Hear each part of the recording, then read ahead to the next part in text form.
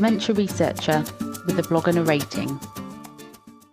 The grant review process, perspective of an early career researcher.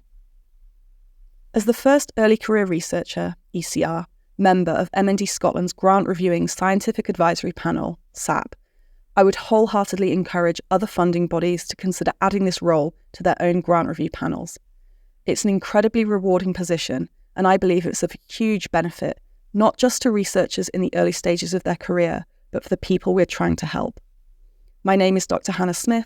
I'm a postdoctoral motor neuron disease MND researcher at the University of Edinburgh, and since January, I've been an observatory, non-voting member involved in MND Scotland's grant reviews.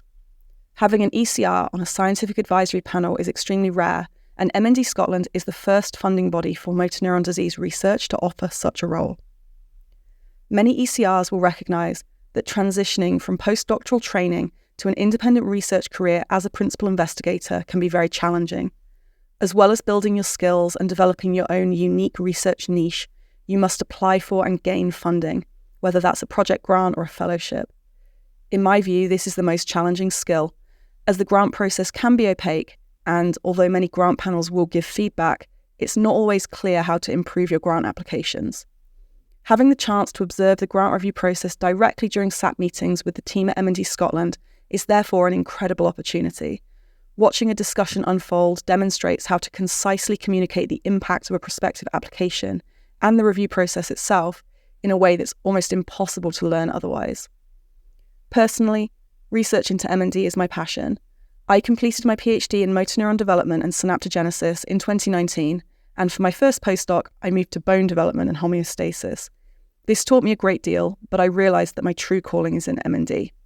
I'm currently a postdoctoral researcher with Professor Tom Gillingwater, working on both ALS MND and spinal muscular atrophy SMA, initially funded by MND Scotland and now with support from Muscular Dystrophy UK.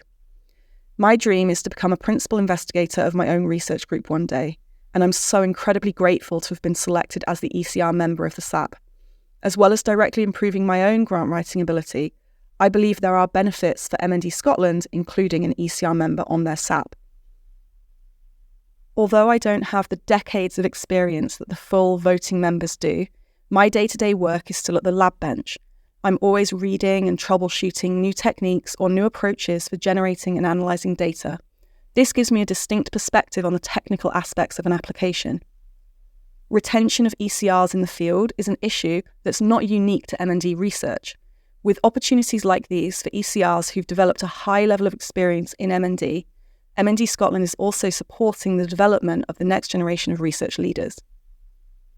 MND Scotland also has 2 layperson members on the SAP who review the lay summary section of grant applications.